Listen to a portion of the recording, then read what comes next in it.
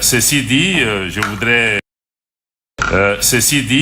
voudrais tout d'abord saluer l'ancien gouverneur qui a pris la parole tout à l'heure pour tout le travail qui a été accompli.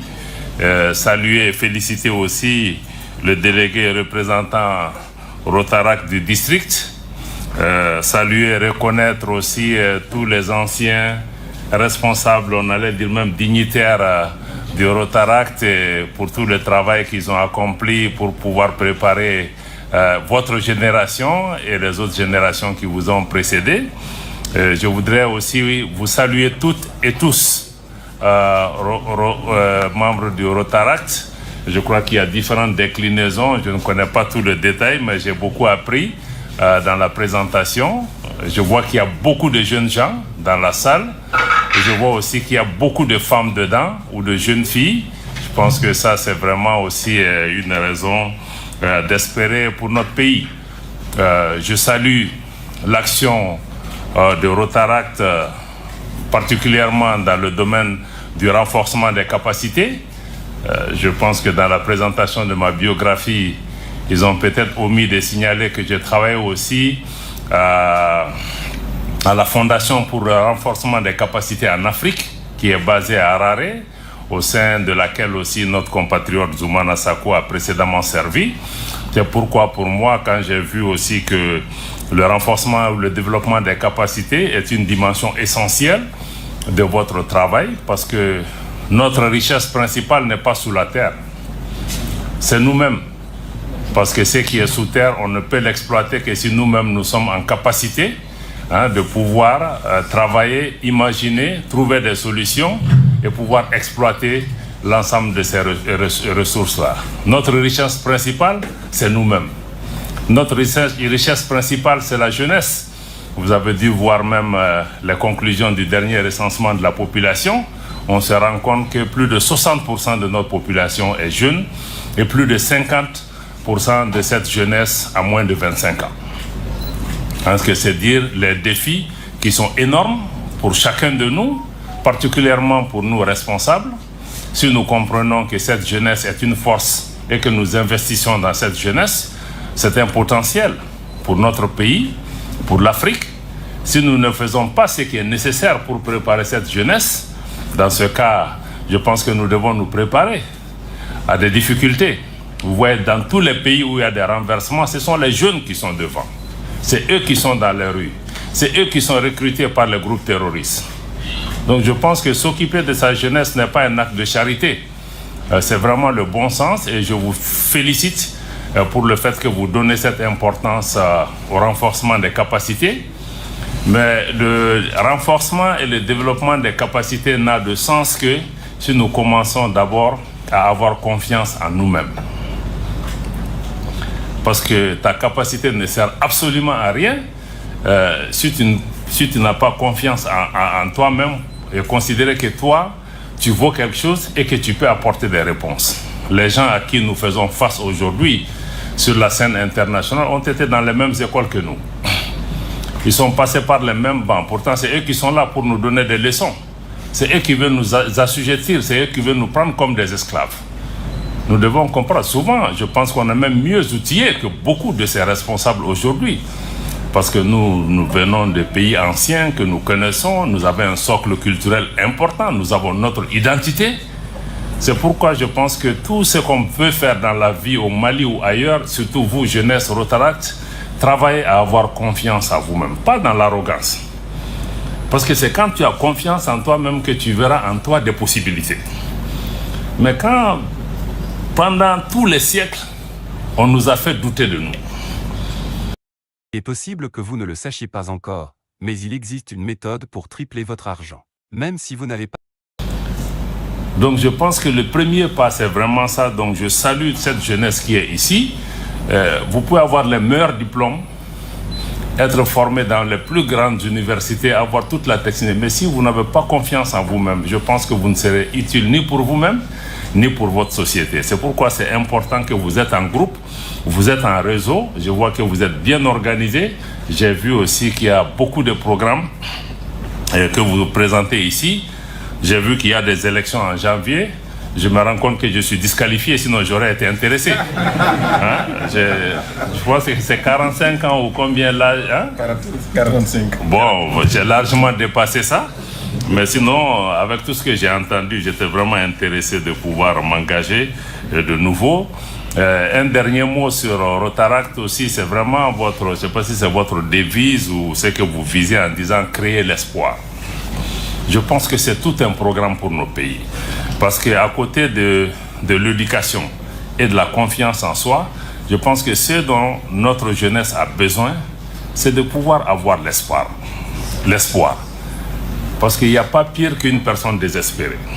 Une personne désespérée est capable de tout.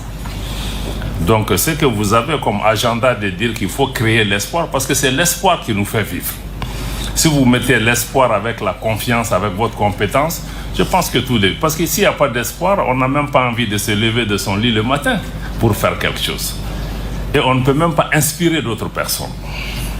Je pense que quand j'ai accepté aussi cet exercice ce matin, c'était en partie aussi, je pense que nous avons, nous, cette responsabilité d'avoir reçu de ce pays et cette responsabilité aussi de donner et de partager notre modeste expérience avec la jeune génération, mais aussi de pouvoir vous inspirer, à mon avis. Je pense que c'est peut-être la chose la plus importante que nous pouvons faire, basée sur notre expérience. Donc je voudrais vous remercier pour cette invitation. C'est pourquoi quand nos jeunes collègues sont venus me voir, je n'ai pas hésité une seule seconde à accepter le défi, comme il l'a indiqué tout à l'heure, de pouvoir venir avec vous. Et le thème que vous avez choisi aussi est un thème d'actualité, un thème extrêmement important, l'action diplomatique malienne. Et quelle perspective pour une politique étrangère plus forte et plus avantageuse. Je pense que le thème il est très pertinent. D'abord, peut-être qu'il y a quelques concepts qu'on doit mettre en avant pour pouvoir se comprendre par rapport à cette démarche. C'est vrai qu'on parle d'action diplomatique, mais il faut qu'on comprenne que l'action diplomatique elle-même se situe dans le cadre de la politique étrangère d'un pays. Parce que c'est la politique étrangère qui définit les objectifs, les priorités et les paramètres de l'action extérieure du pays. Et l'outil diplomatique et les diplomates sont là pour mettre en musique cette politique étrangère. Vous entendez beaucoup de gens dire le chef de la diplomatie. Oui, c'est le chef de la diplomatie est celui qui met en musique.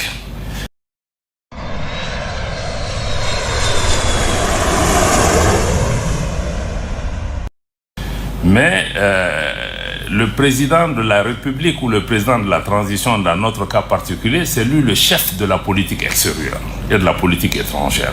Parce que c'est lui qui définit la vision, les priorités et les objectifs. L'action extérieure se situe dans la matérialisation et la concrétisation de cette vision et de cet agenda en particulier qui nous semble être important. Donc nous, le ministère, les ambassades, les consulats, c'est ça l'outil diplomatique. Donc nous sommes là au service de cette politique étrangère du pays qui a existé depuis l'indépendance à aujourd'hui, qui a été fondée sur des principes clés aussi que vous savez, le respect de la souveraineté des pays, la non-ingérence dans les affaires intérieures des pays, l'autonomie politique de nos pays pour pouvoir se prendre en charge, le non-alignement. Il y a un certain nombre de principes qui ont été constants depuis l'existence de notre pays, y compris son engagement dans toutes les constitutions du Mali pour pouvoir, la disposition du pays en tout cas, à être prêt à céder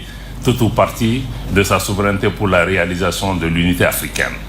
Vous voyez qu'il y a des gouvernements qui ont changé, mais fondamentalement, quand vous voyez, il y a quelques changements par rapport à la politique extérieure du Mali, mais les principes fondamentaux de la politique extérieure du Mali, de Modibo Keïta aujourd'hui, sont restés.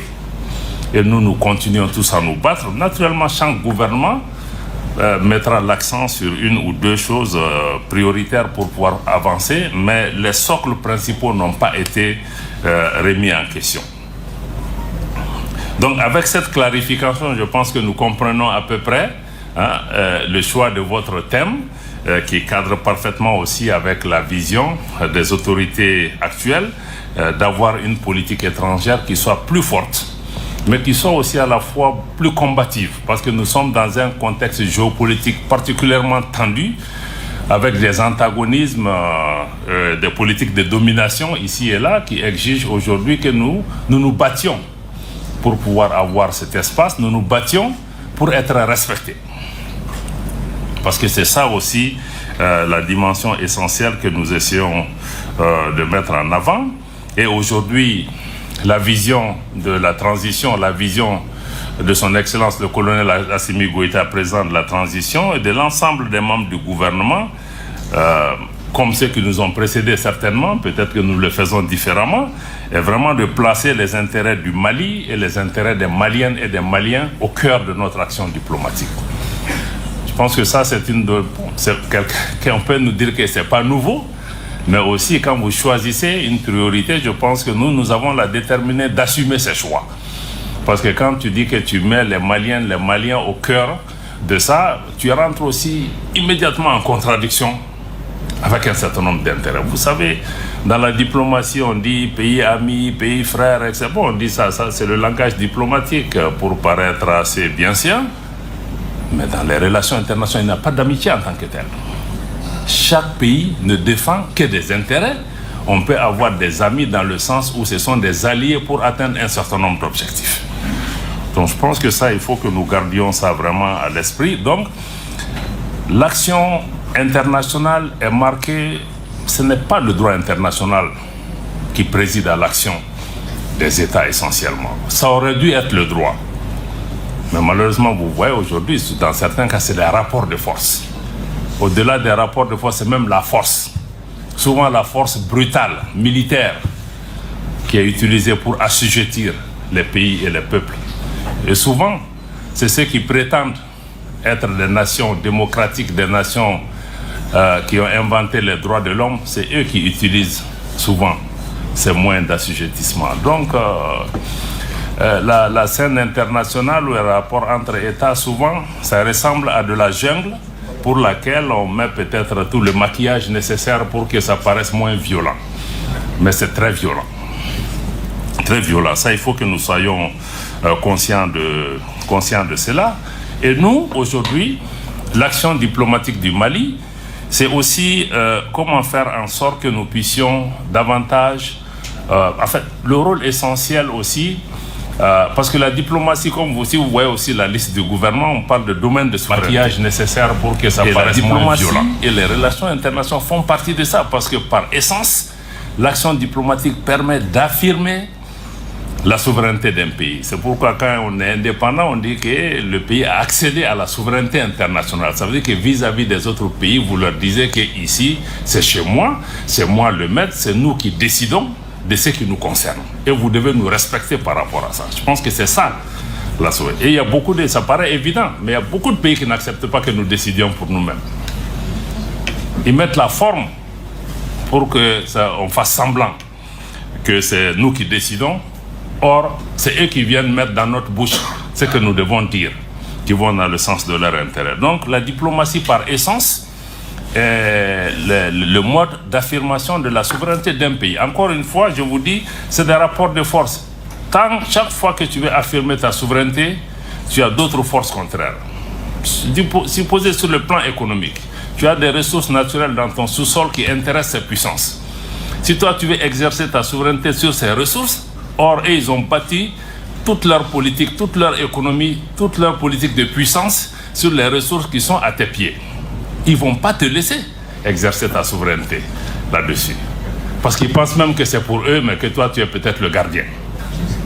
Donc, c'est vous dire un peu que les relations internationales, il y a cette question d'antagonisme, de violence, de politique de domination, de contrainte, de force qui va s'exercer. Et malgré le développement du droit international, malheureusement, c'est souvent les plus faibles qui revendiquent l'application du droit.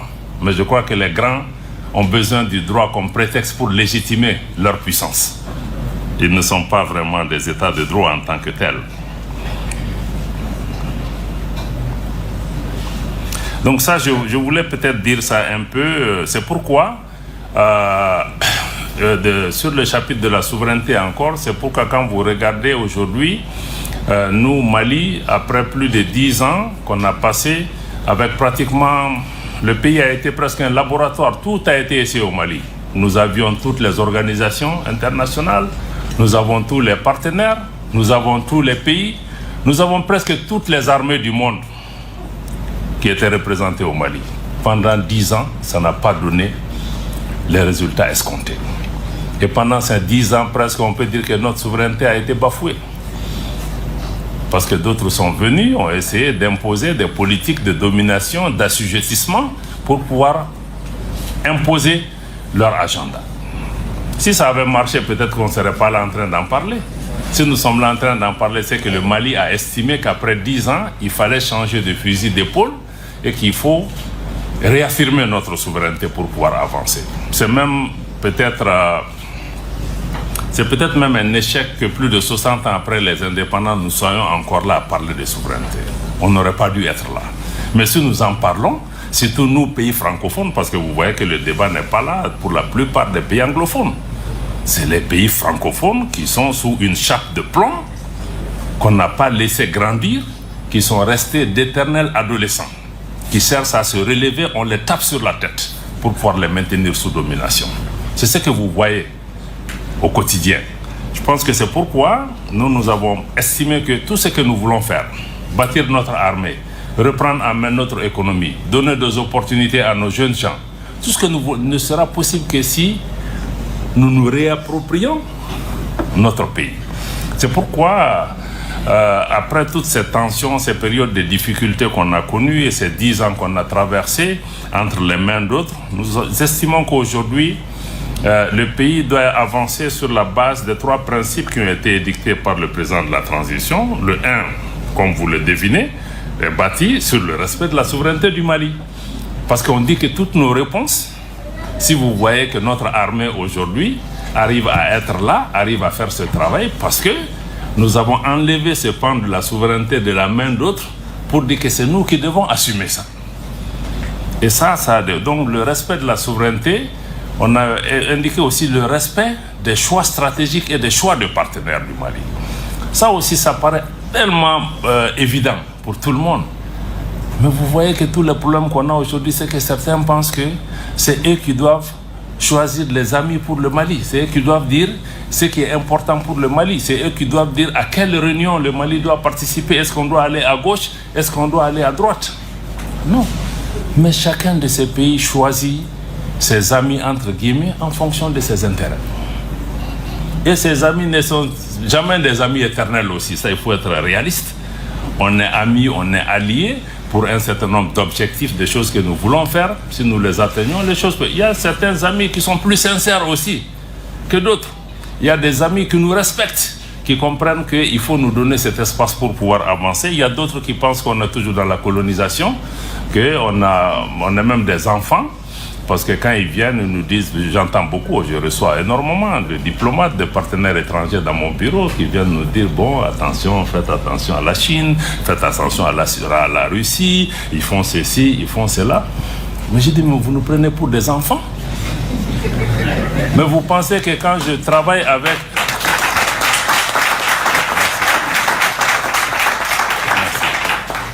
Mais je dis, mais ça c'est même une insulte.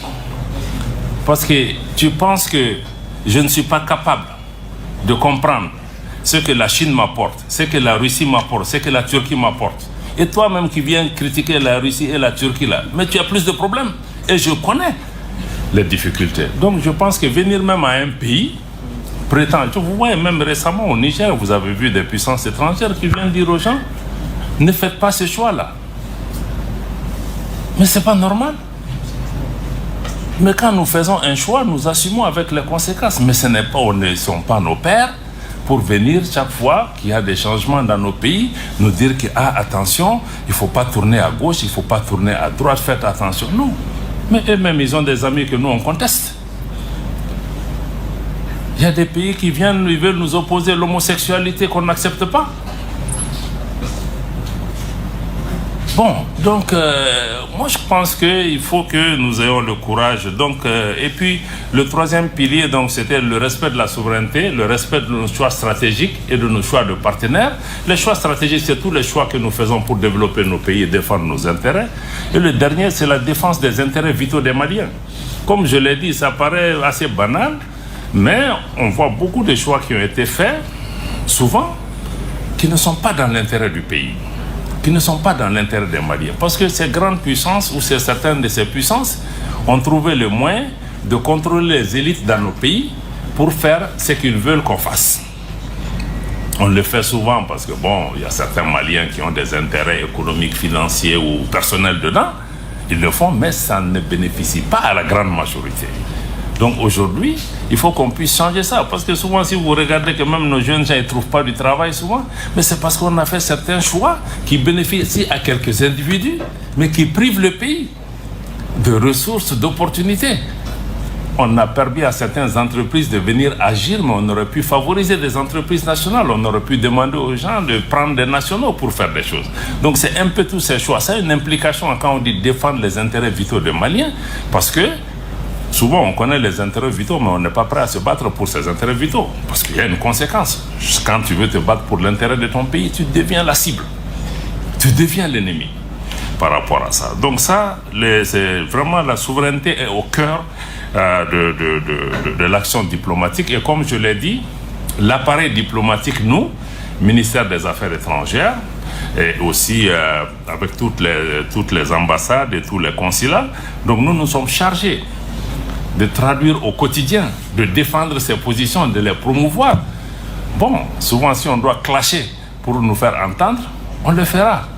Bon, même si l'action diplomatique demande quand même qu'on arrondisse les angles, on arrondit les angles quand c'est nécessaire, mais je vous dis, la scène internationale est marquée par tellement d'injustice et tellement de violence.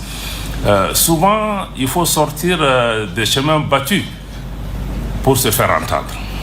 Et c'est justement ce qu'on essaye de faire.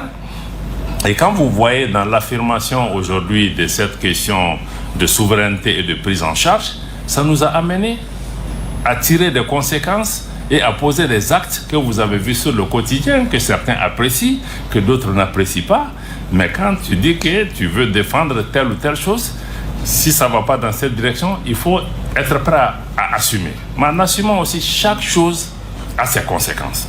Chacune des décisions que nous avons prises, ça peut dans certains cas affecter les Maliens. Et c'est dans ce contexte que nous avons d'abord commencé par dénoncer, par exemple, les accords de défense avec la France, parce qu'ils étaient ostentatoires à la souveraineté du Mali et même contraires souvent à certaines dispositions de la constitution de notre pays.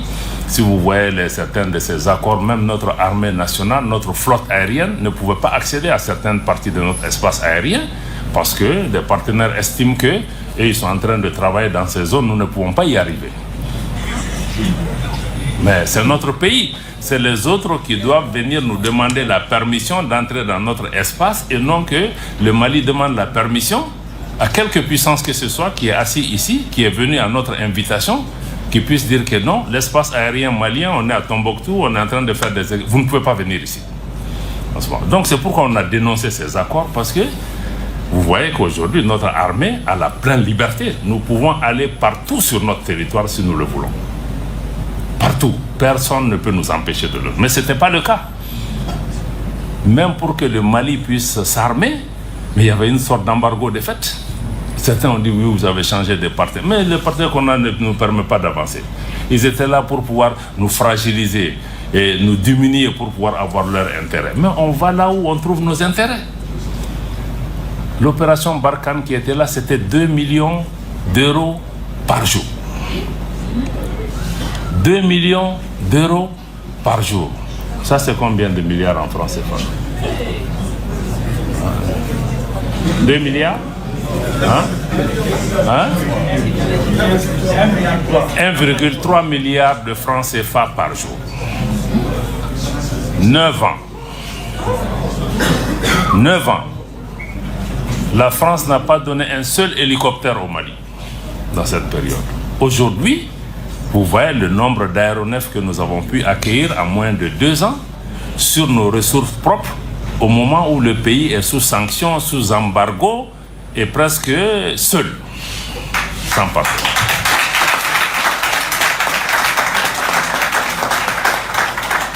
Mais il fallait sortir de ces accords, sinon on n'allait jamais pouvoir arriver là. Sans compter ces pays qui contrôlent la BCEAO, ces institutions. Même si on a l'argent, si on veut acheter des choses, ils vont aller bloquer. Donc ça, c'était vraiment, par exemple, donc, la dénonciation de ces accords et la dénonciation aussi des actes de déstabilisation de la France. Nous les avons assumés. Parce que ça se fait. À un moment, on s'est dit, il faut sortir, il faut le dire. Tous les Maliens le savaient. Mais peut-être que le gouvernement n'avait pas eu encore le courage de sortir et de mettre ça sur la table. Et les preuves sont là. S'ils organisent demain la session spéciale du Conseil de sécurité que nous avons demandé, nous allons pouvoir amener ça. Certains font beaucoup de gesticulations. Il aurait suffi que la France dise que je suis d'accord, amenez vos preuves. Voilà. Bon, on était prêt vraiment à aller dans ça. Il dit, ah oui, mais si vous avez des preuves, pourquoi vous ne mettez pas dans la presse? On ne met pas dans la presse parce que vous êtes membre permanent du Conseil de sécurité des Nations Unies. Vous avez une responsabilité particulière. Vous dites que vous êtes champion des droits de l'homme. Vous avez une place sur une enceinte internationale qui décide de la paix et de la sécurité. Et vos actes sur le terrain sont contraires à ce que vous êtes en train de dire. C'est pourquoi ça ne va pas se dire dans la presse. Vous voyez ce que John est là. Voilà. Donc, ce n'est pas une question de dire qu'on fait un article de presse. Non, on dit que c'est là-bas qu'on va s'asseoir parce que là-bas, c'est une tribune solennelle. Tout ce qui se fait, se dit, c'est écrit. Donc, malheureusement, je pense que vous voyez que ça ne s'est pas fait. Nous allons continuer à nous battre. Le retrait de l'aménagement aussi s'inscrit dans ce cadre. Vous voyez une mission qui est venue pour nous aider. Pendant 10 ans, le résultat n'est pas ce que les Maliens attendaient. On a près de 16 000 hommes. L'aménagement aussi, c'est 1,3 milliard de francs CFA dépensés par an. De dollars. De dollars, quelqu'un va donner ça en CFA. 1,3 milliard de dollars par an. Hein? Près de 600 milliards sur 10 ans. Sur ces 600 milliards, combien sont même donnés aux Maliens? Si on nous disait même que, bon, écoutez, prenez 20% de ça, nous, on va même partir. Nous, on se serait battu. On en serait sorti. Mais pendant ce temps, pendant ces 10 ans, quand eux, ils sont venus, l'objectif essentiel, la menace au Mali, c'est une menace terroriste. On fait face à des groupes terroristes. Les Nations Unies, par doctrine, c'est que eux, c'est des missions de maintien de la paix. Quand deux pays se battent, quand deux groupes se battent, ils viennent, ils se mettent au milieu. Mais ils ne vont pas se battre.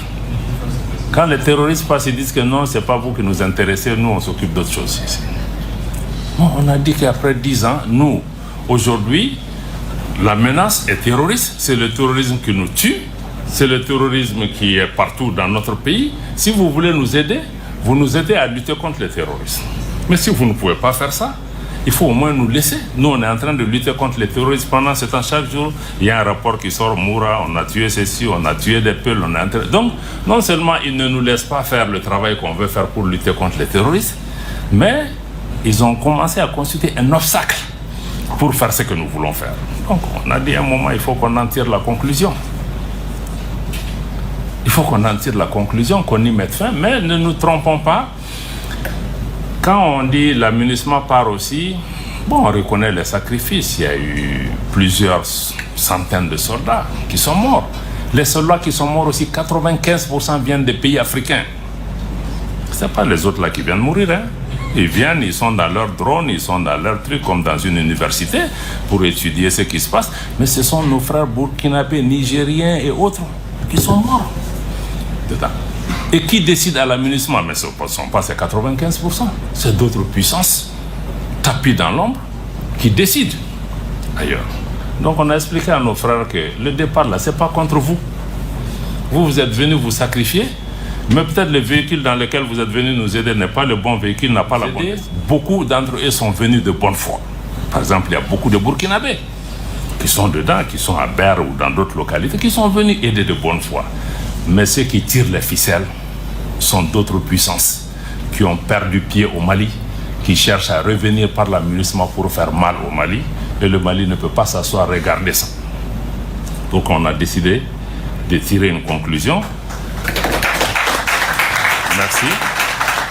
Comme je l'ai dit encore une fois, toutes ces décisions sont extrêmement difficiles. Il y a des milliers de Maliens qui sont certainement concernés, qui ont eu mal à cause de ça, qui ont perdu leur travail. C'est vrai, la MINUSMA n'est pas venue au premier point pour développer le Mali ou pour créer des emplois. Ils sont venus pour sécuriser. Ça, ils ont failli. Maintenant, nos frères et sœurs qui sont dedans, l'État s'est organisé pour essayer de faire ce qu'on peut pour pouvoir les accompagner. Mais nous, on ne pense pas qu'au personnel de la Malien de la MINUSMA, nous on passe sur tout le pays parce que c'est dans quoi on est là. Mais ça affecte tout le pays, pas seulement ceci. Donc si nous sommes tous affectés là, mais eux-mêmes, ça va être une petite partie dedans. Donc nous travaillons pour pouvoir amener. Donc c'est dire que chaque décision a une conséquence, y compris pour nous-mêmes. Même quand nous disons partez, nous savons que quelque part, ça va faire mal au pays, mais nous disons que dans le long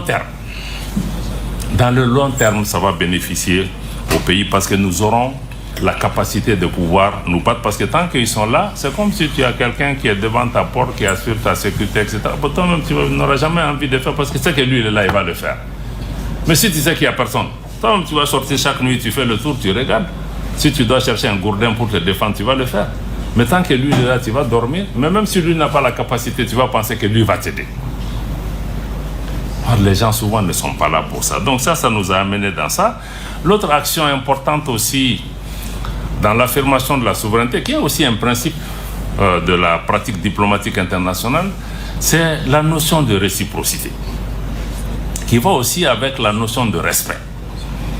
Parce que dans les relations internationales, il est admis que quand un État pose un acte contre toi, tu as le droit de mettre la réciprocité. Si tu renvoies mon ambassadeur, je renvoie ton ambassadeur. C'est le seul code pour se comprendre. Parce que quand quelqu'un vient, il marche sur ton pied là, toi tu cries, tu passes, il va revenir, il va marcher dessus encore. Donc c'est pourquoi nous, on a décidé qu'on met là. Bon, certains disent oui, mais même pour le problème de visa avec la France. Vous imaginez que vous êtes dans un pays. Vous découvrez sur les réseaux que le consulat de France met que oui, nous on a fermé pour des considérations de tension dans la région. On ne donne plus de visa au Mali. D'ailleurs, tous nos consulats sont fermés. Mais vous êtes là, vous avez une ambassade, vous écrivez une note officielle. C'est hier que j'ai vu la note de l'ambassade de France. Vous écrivez, vous dites que dans 3-4 jours, nous allons fermer. Pour telle ou telle raison, qu'on l'accepte ou pas. Mais par respect, on ne peut pas découvrir ça sur les réseaux sociaux. Même si nous, on a plus de gens qui partent ce jeu, ce n'est pas le plus important. De toutes les façons, eux, ils ont posé un acte. Mais s'ils disent qu'ils ne donnent pas les visas, ils ont fermé. Nous aussi, on dit que notre consulat aussi est fermé pour vos gens. C'est une question de respect.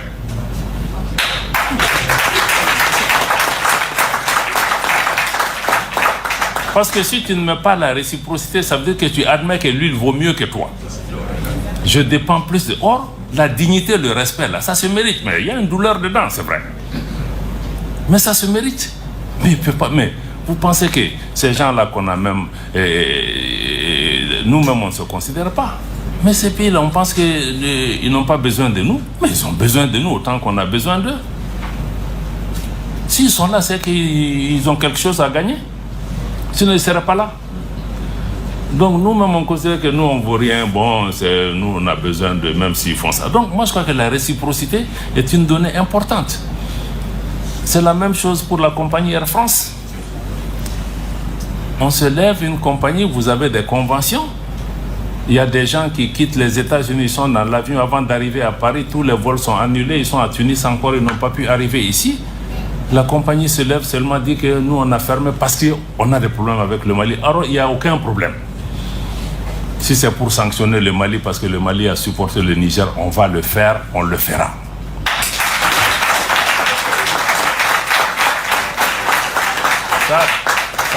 Ça va pas nous dissuader par rapport à ça. Donc on a aussi mis la réciprocité, on a appelé Air France. Je dis que maintenant que vous dites que vous allez reprendre le 11 là, vous ne reprenez pas le 11.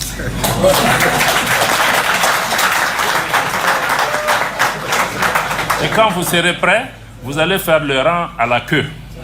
Si on est prêt, à vous redonner. Et entre-temps, on leur dit que vous n'êtes pas les seules compagnies au monde. Il y a d'autres compagnies dans le monde aussi qui vont être encouragées. S'ils ont besoin de cette place-là, ils prendront. Parce que quelqu'un ne peut pas se lever chaque jour au Mali. J'ai fermé, j'ai ouvert, j'ai fermé, j'ai ouvert. Non.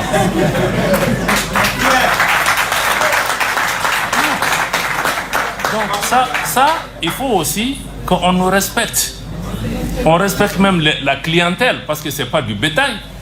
Il y a des gens qui sont bloqués à Paris depuis combien de jours? Ils sont là, ils ne peuvent pas faire ça aux États-Unis, ils ne peuvent pas faire ça dans d'autres régions. Ils font ça chez nous. Vous vous levez au Burkina, Niger, Mali, on a fermé. Donc il faut que les gens comprennent. Ils ne peuvent pas venir. Ici, c'est une compagnie commerciale. Elle gagne de l'argent. Air France gagne 500 millions de francs CFA par jour sur la destination Mali. C'est nous qui gagnons? Bon, donc moi je crois que la réciprocité, elle est importante. Et nous avons dit à la France, nous avons dit à tous nos partenaires, il faut qu'ils comprennent. Je crois que le Premier ministre par intérim a dit sur la tribune de l'Assemblée générale des Nations Unies, le Mali va désormais appliquer la réciprocité. Tu tires une balle, on va répondre. Voilà. Donc ça, il faut que ça soit extrêmement clair. Et tous ces pays, si vous regardez la France ou d'autres, le Mali, on n'a jamais tiré les premiers. Ceux qui viennent toujours nous provoquer. Ils posent des actes, ils pensent qu'on va s'asseoir, on va les regarder. Sinon, nous, on n'a pas de problème avec quelqu'un. Vous nous avez vu nous lever, aller nous attaquer à quelqu'un un bon matin. Non.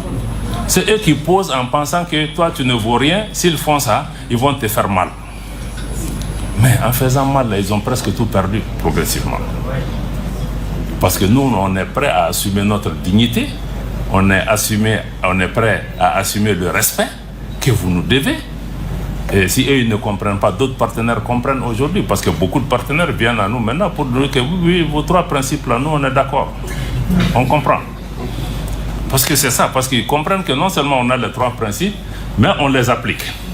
Il y a des conséquences, on va payer, mais ça va nous faire avancer. Donc, l'autre des dimensions importantes aussi de la diplomatie malienne, c'est que nous avons œuvré aussi à diversifier nos partenaires. Ce qui n'est même pas un concept nouveau. Moi, depuis jeune diplomate, je suis venu à la direction de la coopération internationale dans les années 90. Mais on parlait déjà de diversifier nos partenaires. Mais aujourd'hui, quand on parle de ça, les gens se fâchent, ils se disent que mais pourquoi vous voulez diversifier, tout se passe bien avec nous, pourquoi vous voulez aller ailleurs? Mais si on va ailleurs, c'est qu'on n'a rien avec vous. Diversifier, ça veut dire on n'est pas marié à un partenaire. On peut avoir un partenaire stratégique, ceci, cela, mais on n'est pas marié à un partenaire. On veut travailler avec la Chine, on veut travailler avec la Russie, on veut travailler avec la Turquie, on veut travailler avec les États-Unis ou avec d'autres. S'ils respectent nos principes, on peut travailler ensemble. Mais ce que nous appelons diversification, c'est que personne ne vient dire au Mali que tu ne peux pas travailler avec tel. Ça, ce n'est pas ton choix. Maintenant, si nous on choisit quelqu'un, si tu n'es pas content, tu en tires la conclusion aussi. C'est vraiment ton droit. On le respectera. Donc je crois que la diversification des partenaires, c'est surtout pour pouvoir répondre aux besoins des Maliens. Que ce soit sur le plan économique, parce qu'aujourd'hui, il y a des partenaires économiquement, quand ils viennent, ils vont chercher à avoir de l'argent, mais toi aussi, tu as quelque chose. Mais toi, tu ne peux pas gagner 100, tu es chez moi, moi, je n'ai rien. Donc je crois que la diversification répond un peu aussi à ce rééquilibrage dans les relations internationales. C'est pourquoi aujourd'hui, sur le plan géostratégique, c'est pas que vous entendez parler de la Russie et d'autres, mais le Mali de façon générale, c'est pourquoi nous nous battons, c'est que nous cherchons à ce que nous allions vers un monde multipolaire. Parce qu'aujourd'hui, tu as un groupe de pays qui domine le monde, qui se fait appeler Occident, et qui est appelé qu'il y a une mondialisation. Mais il ne faut pas vous tromper. Ce qu'on appelle mondialisation, c'est l'occidentalisation du monde qui est appelée mondialisation. Si on est mondial, nous on n'est pas. C'est un groupe qui domine. Mais on dit que ça amène des conflits, des tensions.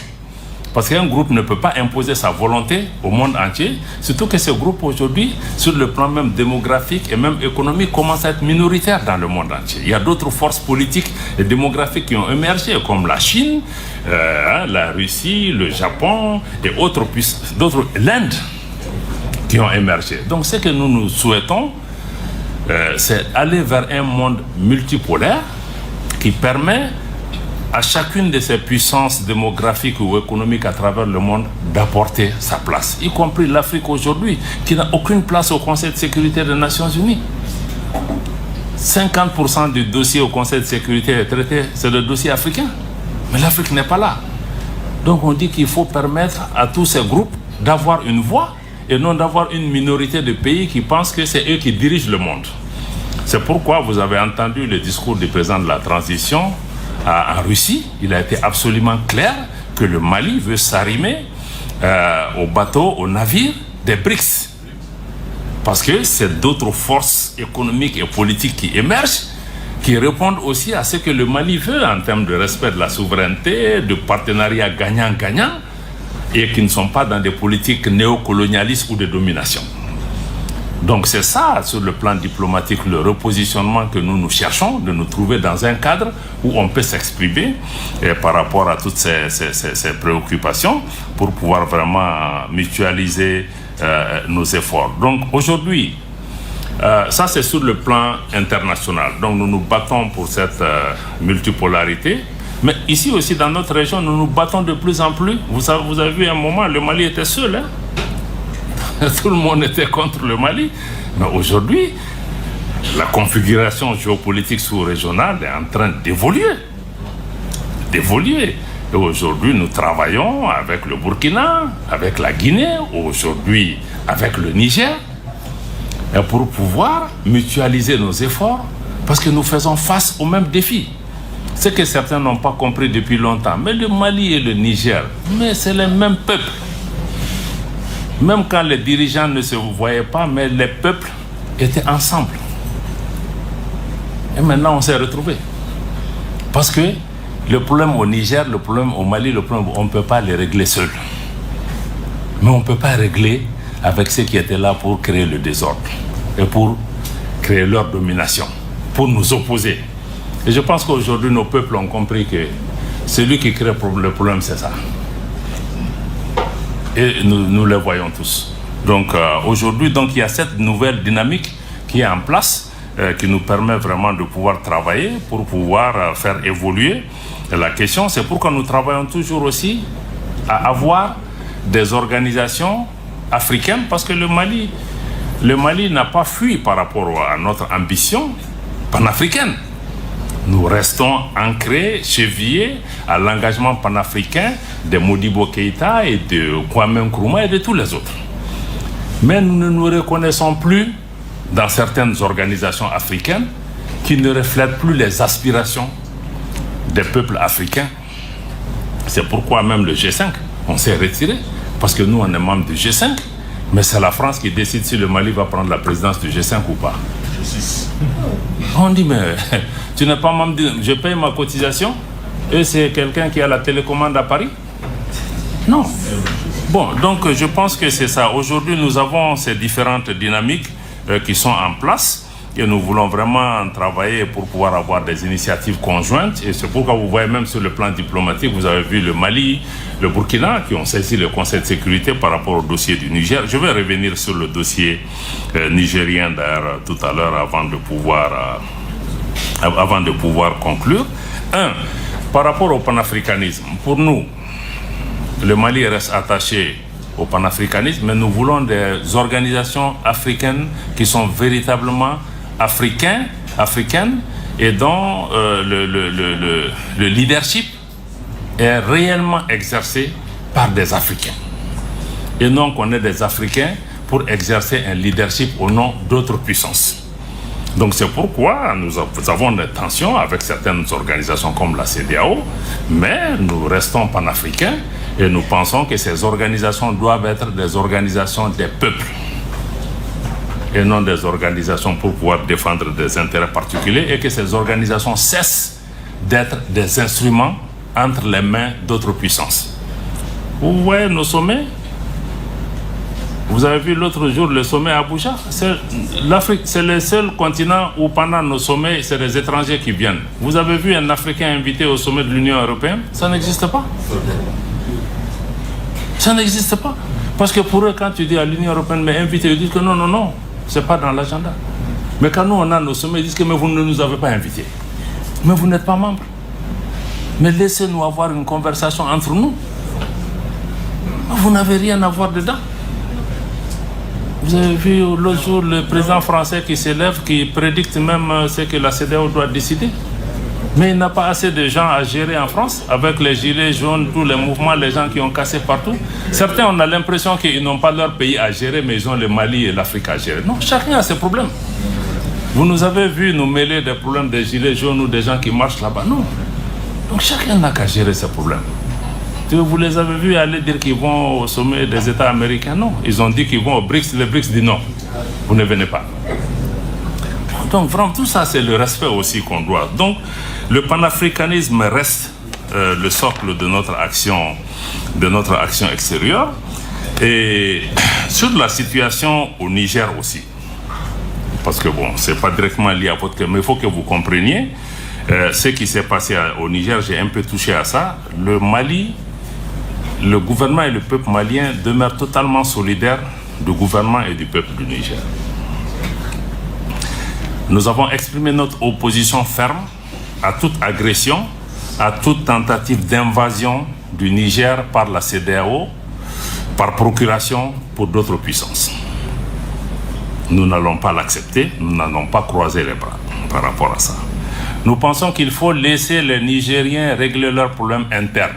Ils ont la capacité, ils ont l'intelligence nécessaire de se sortir de ce problème. Ce que nous, voisins, nous, amis du Niger et autres, pouvons faire, c'est de les accompagner, s'ils le souhaitent. Mais c'est un pays, c'est un État souverain. Laissez-les régler leurs problèmes. Vous ne pouvez pas leur apporter la solution. C'est un différend interne. Et le Mali condamne toutes les ingérences extérieures par rapport à la situation au Niger. Toutes les ingérences qui sont d'ailleurs à la base des problèmes qu'on connaît actuellement au niveau du Niger. Et nous mettons en garde, parce que ceux qui aujourd'hui essaient de promouvoir une agression, parce que ce n'est pas une question de dire qu'on va faire une intervention chirurgicale, ça va durer 3 jours. Non, c'est une agression, c'est une invasion d'un pays souverain. On a vu l'invasion, l'agression de l'OTAN en Libye, ce que ça a donné pendant 10 ans. Mais ceux qui ont agressé la Libye, ce n'est pas eux qui ont des problèmes, c'est nous qui avons les problèmes. Et ils sont partis. S'ils attaquent le Niger aussi, nous, on va vivre ça ici. Certains nous disent, oui, mais il faut vous occuper de vos problèmes, le Niger. Non. Mais le problème libyen, là, n'est pas devenu le problème malien. Tu peux t'asseoir, tu dis que tu regardes, ça ne me concerne pas jusqu'à ce que le feu arrive à ta maison. Non. Non, parce que nous savons que les désordres qu'ils vont créer là-bas, ça va créer une catastrophe humanitaire avec des mouvements de population à travers nos frontières. Déjà, avec un embargo inhumain, je n'ai jamais vu ça, fermer hermétiquement un pays, la nourriture, les médicaments, rien n'entre. Et ce sont ces pays qui disent qu'ils sont là pour promouvoir les droits de l'homme. Est-ce que c'est la population du Niger qui a quelque chose à voir dans ça? Non, c'est... Bon, donc, la Libye est un exemple. On ne veut pas d'une deuxième Libye. Voilà. Maintenant, se mettre sous couvert démocratie, tout ce qu'on veut, je crois que vraiment, c'est pas ça. C'est ce que nous dénonçons, même pour ceux qui disent qu'ils sont en train de défendre la démocratie. Mais si on condamne les changements anticonstitutionnels civils, il faut dénoncer les changements anticonstitutionnels de mandat et autres qu'on a autour de nous. Pourtant, les gens s'assoient et regardent, parce que pour qu'il n'y ait pas de changement anticonstitutionnel, il faut travailler sur les causes. Tous les problèmes qu'on a connus, c'est qu'il y a eu les causes, on s'est assis, on a regardé. Et cette politique de 2 poids, 2 mesures, quand un problème se passe dans un pays, on qualifie ça comme on veut, suivant que ce pays est un pays ami ou pas. Non. Si c'est les principes sont les mêmes pour tout le monde. On a l'impression que le Mali, le Niger et le Burkina sont les seuls pays en Afrique.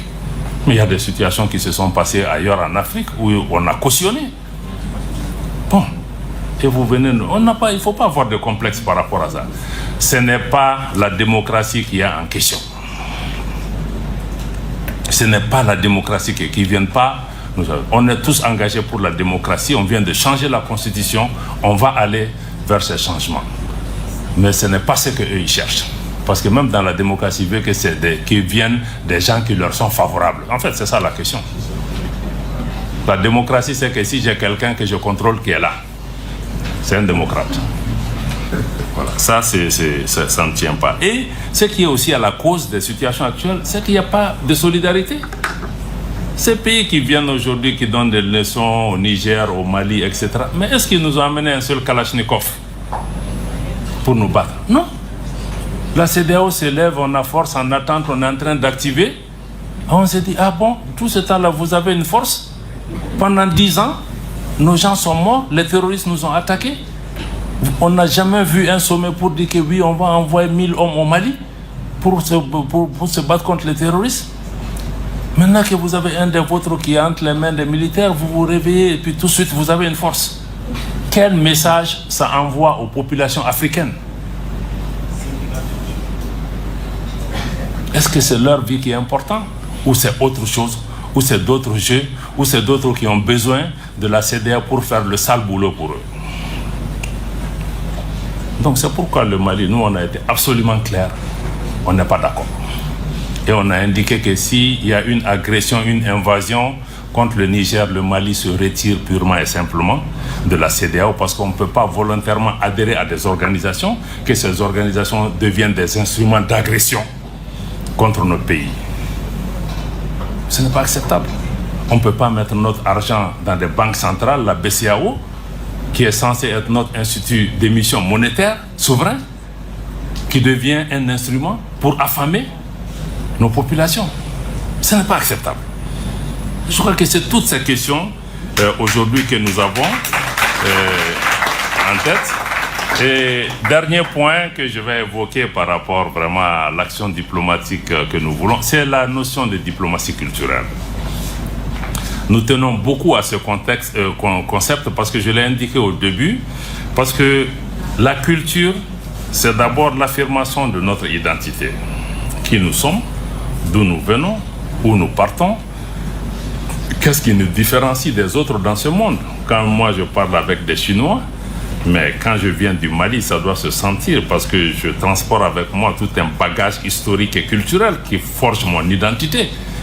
Donc même quand on fait du business, je crois que ça doit être motivé un peu par ça parce que je sais que j'ai ma dignité, j'ai mon honneur. Donc, je pense que la diplomatie culturelle aujourd'hui est extrêmement importante pour un pays comme le Mali, qui a un trésor culturel, qui est plus connu dans le monde pour sa culture que pour son or. Donc la culture nous permet aussi de nous repositionner sur la scène internationale en tant qu'acteur important, acteur qui vient avec quelque chose, qui est notre passé, nos biens culturels, nos valeurs culturelles. Et aussi la culture n'est pas que folklorique ou autre, hein. La culture aussi c'est économique. La culture nourrit son homme, ça crée des opportunités. Ne serait-ce que parce qu'aujourd'hui si nous décidons tous de mettre le coton malien, mais on n'a pas à aller chercher des marchés pour les agriculteurs de coton à l'extérieur. Ça crée des économies, ça va utiliser des gens. Donc la culture aussi, c'est tout un moteur de pouvoir nourrir les gens. Et nous pensons qu'aujourd'hui, il faut mettre l'accent sur cette diplomatie culturelle qui permet de valoriser et de positionner notre pays par rapport à l'international. En guise de conclusion, je veux dire qu'il est important en tout cas de retenir que, comme vous l'avez noté dans ma présentation, que le visage de l'action diplomatique malienne a fondamentalement changé pendant cette période de transition, même si les socles et les principes sur lesquels sont bâtis notre diplomatie sont restés les mêmes. Naturellement, nous avons une diplomatie qui a évolué vers une diplomatie d'anticipation, parce qu'il y a beaucoup de choses qui nous sont arrivées aussi, mais ce n'est pas parce qu'on a attendu que ça arrive. On a préparé, on a réfléchi sur ces questions et c'est ce qui nous a aidé à apporter des réponses. On a essayé de développer plus de proactivité, aussi une veille constante. Nous nous sommes battus et nous nous battons pour la défense et la promotion de nos intérêts, cette fois-ci sans complexe. Et nous essayons de renforcer la réactivité du Mali lorsque les circonstances l'exigent, mais surtout une diplomatie qui vise à porter les aspirations des populations maliennes. Et naturellement, nous voulons une diplomatie de combat, une diplomatie de crise. Notre diplomatie a évolué aussi pour réaffirmer que le Mali est en mesure d'assumer clairement les conséquences parfois de nos décisions. Mais aussi, je pense que si nous devons répondre à votre question sur ce qu'il faut faire comme stratégie pour avoir une diplomatie plus avantageuse et plus forte, c'est de pouvoir renforcer tout ce qui est en cours et de mettre tout ça en perspective, mais aussi pouvoir travailler dans le long terme en anticipant sur les conséquences, mais aussi en développant l'économie de notre pays pour donner l'espoir à nos jeunes gens, comme vous le dites assez bien dans vos éléments. Donc, voilà. L'autre élément nouveau aussi qu'on a, c'est qu'aujourd'hui, j'ai parlé un peu aussi du panafricanisme. Aujourd'hui, le Mali aussi, notre action diplomatique compte beaucoup aussi sur nos relais panafricains. Vous voyez que beaucoup disent que le Mali est isolé, ceci, ça, mais quand vous regardez aujourd'hui, les relais, les soutiens dont le Mali dispose, donc ce que nous faisons, nous, Burkina ou autres, dans les autres pays, comment nous avons su influencer les messages, donner confiance aux populations. Beaucoup aujourd'hui parlent parce que nous avons été devant. C'est vrai, on a pris beaucoup de coups, mais je pense que beaucoup d'autres jeunes gens, beaucoup d'autres dans les autres pays, tout le monde sait aujourd'hui ce qui se passe au Mali. Quand le Mali est à l'extérieur, on veut parler, les gens veulent écouter. Quel message le Mali va apporter. Donc tous ces réseaux panafricains que je tiens à saluer, parce qu'il y a beaucoup de jeunes gens, vous les voyez sur les réseaux, on ne les connaît même pas. C'est eux qui sont là, c'est eux qui défendent, c'est eux qui relaient. Donc il faut que, à travers aussi vos mouvements, dans tous ces pays où vous êtes présents, il faut travailler en réseau. Parce que les adversaires auxquels nous faisons face, c'est des puissances d'argent, des puissances d'armes. On ne pourra jamais les battre sur leur propre terrain. Mais on peut les battre à travers notre mobilisation populaire, notre union, notre unité, notre confiance en soi, notre détermination. Je pense que c'est ça les armes imparables qu'ils ne peuvent pas nous arracher. Et ces armes leur font peur.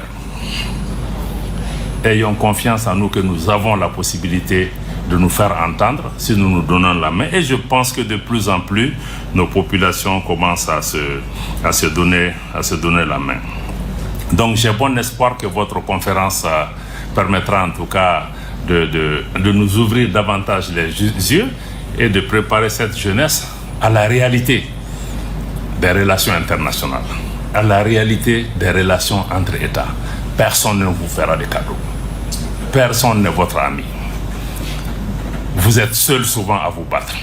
Mais il faut que vous-même vous sachiez qu'est-ce que je veux, comment je peux l'obtenir, quel est le prix pour l'obtenir, est-ce que je suis prêt à payer ce prix. Je pense que c'est cette question que je vous laisse en tant que jeunesse, parce que ça c'est entre vos mains. Si vous décidez de vous battre, vous pouvez réussir. Bon, si vous voulez aller aussi pour la facilité, bon, vous aurez beaucoup d'amis qui vont certainement vous abandonner en plein vol un bon matin. Merci.